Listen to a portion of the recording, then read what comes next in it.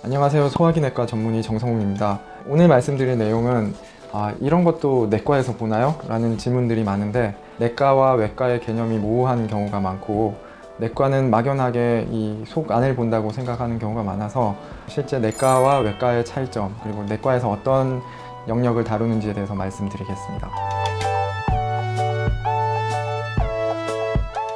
먼저 내과의 사전적인 정의는 신체 기관에 생긴 병을 외과적인 수술에 의존하지 않고 물리요법이나 약물 등의 치료를 하는 의학 분야를 사전적인 정의로는 내과라고 합니다.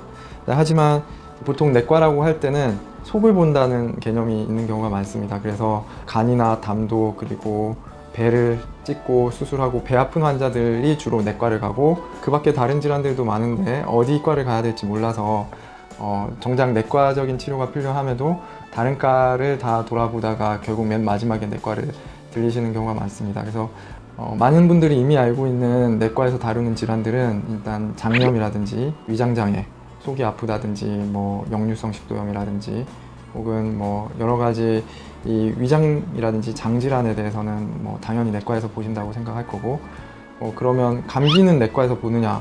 사실 감기도 상기도 감염이 있지만 하기도 감염, 폐렴이라든지 천식이라든지 알레르기 질환 등 여러 가지 질환들하고 감별을 한 후에 진단이 내려져야 되는 경우가 많고, 심지어 그냥 단순히 감기 같아도 폐에 혹이 있거나 목이라든지 식도의 문제일 수도 있기 때문에 이런 부분들도 다 내과에서 다루는 게 맞습니다. 쉽게 말해서 의학의 계열은 내과학 계열이 있고 외과학 계열이 있습니다. 그래서 외과학은 수술적 치료가 필요한 경우입니다. 그럼 어디가 상처가 나거나 그래서 수술로 찢고 꼬매고 그다음에 뼈가 부러졌을 때 접합한다든지 이런 수술적 치료를 하는 곳이 외과라면, 내과는 수술적인 치료 외에 약물적인 치료라든지 진단을 하는 모든 분야를 통틀어서 얘기를 합니다.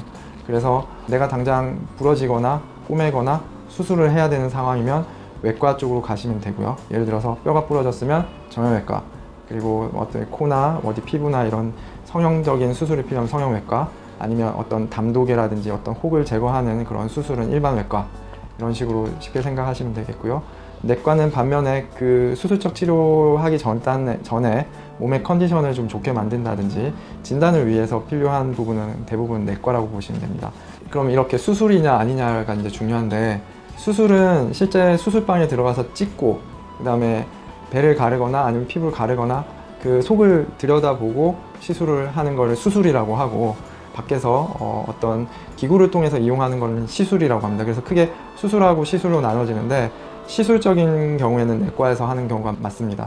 예를 들어서 심장에 혈관이 좁아져서 관상동맥이 좁아지거나 막힌 경우에 심근경색이나 협심증으로 진단이 되는데, 이런 경우에는 보통 팔에 있는 동맥을 통해 가지고 긴 철사 같은 관을 집어 넣어 가지고 스텐트라고 하는 관을 혈관 넓히는 시술을 하는데, 이런 시술 같은 경우에는 내과에서 하는 게 맞고요. 특히나 내과의 9개 분과 중에서 순환기내과, 심장내과라고 불리는데 이 과에서 하고요. 소화기내과에서는 이제 내시경으로 들어가서 대장 쪽에 용종을 제거한다든지 혹은 피나는 부위를 클립으로 찢고 나온다든지 이런 시술도 내과에서 진행을 합니다. 외과는 반면에 맹장염이 걸리면 아무래도 이 시술로는 불가능하고 수술방에 들어가서 요즘에는 복강경 수술로 해서 하거나 로봇 수술로도 진행을 하지만, 실제로 배를 열고 기구를 집어넣어서 썩은 그 충수 돌기를 묶고 도려내서 치료를 하게 되는데, 이런 수술적인 치료를 하는 대표적인 과가 외과가 되겠습니다. 네, 그래서 내과에서 하는 부분과 외과에서 하는 부분이 좀 애매하다고 생각될 때는 우선 내과를 방문하셔서 진단이라든지 질병에 대해서 설명을 충분히 듣고 치료적인 방법 중에 외과적인 치료가 필요하다고 생각이 들면 그 내과에서 외과로 이렇게 안내를 해드리기 때문에, 애매할 때는 내과로 일단 방문하시면 되겠습니다. 이런 것도 내과에서 보냐고 물어보시는 분들이 있는데, 예를 들어서 관절이 아프거나 이러면 이게 꼭 퇴행성 관절뿐만이 아니라 젊은 여자분들에서는 류마티스성 관절염이 있는 경우도 있고, 또한 호흡곤란이라든지 이런 걸 동반하면서 피부에 알러지 증상 같은 게 많이 발생할 수 있는데, 피부과에서 보는 경우도 있지만 알러지 내과에서 담당하는 부분도 있을 수 있고요.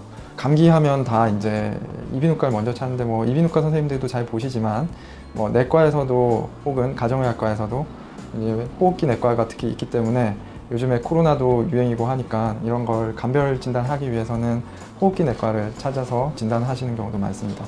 이런 것처럼 이런 것도 내과에서 하는지 모르는 경우가 많은데, 내과는 여기 보시다시피 9개의 분과로 나눠져 있기 때문에 이 각각의 9개의 분과에 대해서 다음 2부에서 설명드리도록 하겠습니다.